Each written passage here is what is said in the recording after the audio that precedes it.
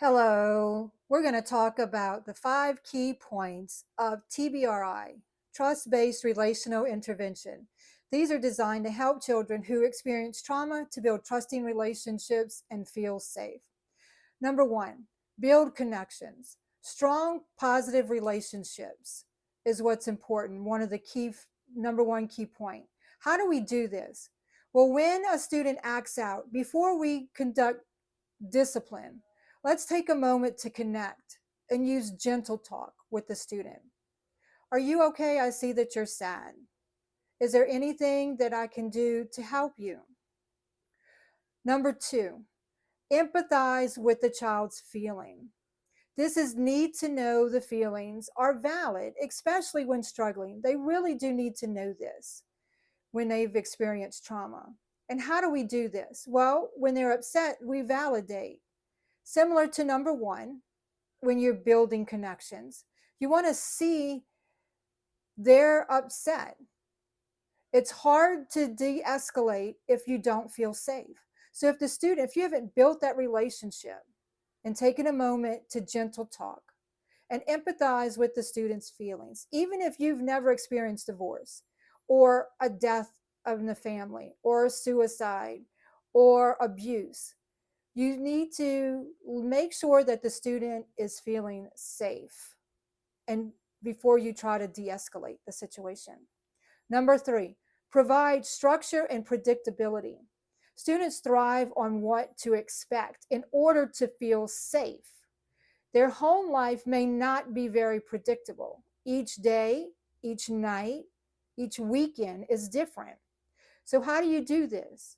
Well, in school situations, we can consistently have a morning routine and classroom schedule printed out, posted if possible, and remind students when there's a transition. If we just get up and start moving, the student may be triggered by the constant movement of everyone and then hide in a corner or stay seated and be frozen. So make and send reminders to students. Doesn't have to be a bell, it doesn't have to be loud. That may be a trigger as well based on the trauma of the student. Number 4, empower the child. Provide choices.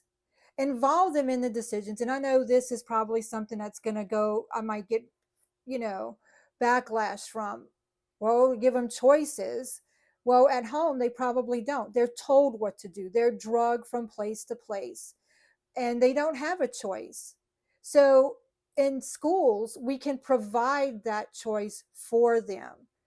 It builds their self-esteem, they gain responsibility, and it reduces the feelings of helplessness. Because now at home, they may feel helpless because they don't have a choice. But in school, during discipline, we can give them a choice. You can do your reading now, or you can do your math. Okay? And number 5, I'm sorry, number 4, and that how to do that. We change our words. Would you like to do A or B? And kind of just what I said. And small changes make big differences. Just small, You can get in line now, or we'll give you 5-10 seconds, and then you can get in line where you need to be. Number 5, use positive behavior support. This is very important when we have students of trauma. Reinforce positive behavior. If they get up and they do put their pencil back, and it's not necessarily when you're asking them to, but that is something they need to do, just tell them, I saw that you made a good choice, great job. It builds their confidence. For instance, connect. I noticed you shared your toys today. I saw you walked away instead of whatever they did, hit back, yelled. That was a great show of restraint. Using these strategies can help them feel safe, valued, and more open to learning and growing. Our students who have trauma, they need our support. That's what they're there for, not just academic support, but social emotional support as well. I hope this helps. Make sure to like, share, and ask any questions. Have a great day.